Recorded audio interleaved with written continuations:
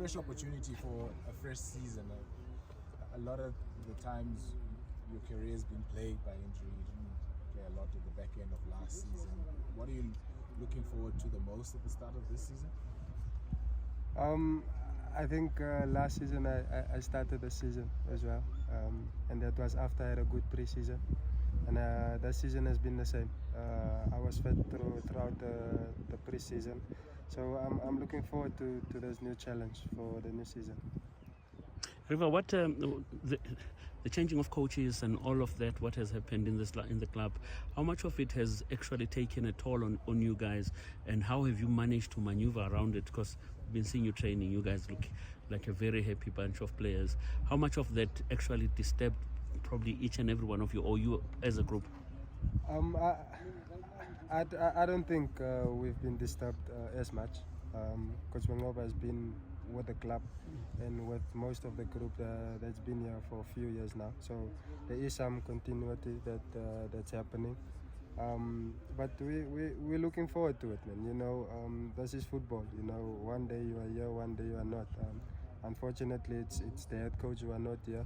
You know, next season it could be me or any other player that's not here. So it's just to adapt. Obviously now to adapt to Coach Mangoba's philosophy and what he expects of us. Riva, what is it that you're doing differently this time around in making sure that you solidify your place in the starting 11? Because looking at the competition that you have there at the back, there's yourself, there's Musa, there's Grant, there's Mbala there. So what are you doing differently, making sure that when you get an opportunity, you solidify yourself and that you play consistency? No, it's just to focus on my own game. Listen to the pointers of all the coaches that we have.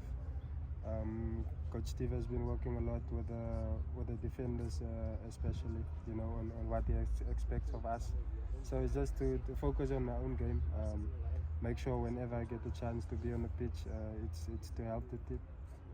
Eva, do you see it as a positive to be able to be versatile, play, you know, centre back and defensive mid? Which one do you prefer, or is it it's fine whether I'm playing?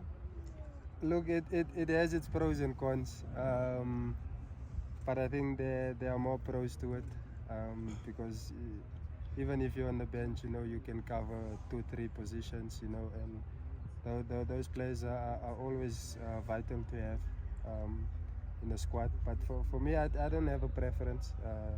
It's just to play wherever the coach expects me to and try to do the job for the team. The MTN 8 is not one of those easy competitions to play, because whoever that rises to the occasion on the day can beat the other. But you guys, as much as you win and play and compete in all the big stages of the world, you still need to win the MTN 8. But sometimes it's very evasive. How are you doing in terms of preparing for this one? Is it one where we can say you really, really want the MTN 8? Of course, at Sundowns we want to win all the trophies.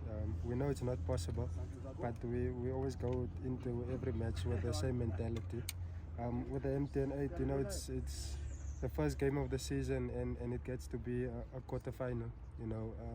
So all the teams that's competing in the MTN 8 would want to go all out, because, I mean, you play 3 games, then you are in a final. You know, before you have played maybe five league games, you can have a trophy. So it will be a good start of the season for us, you know, to give us confidence going into what will be a very long season. And get the 10 million rand. Yeah, that would be lovely. Yeah. Thank you so much. Thank you.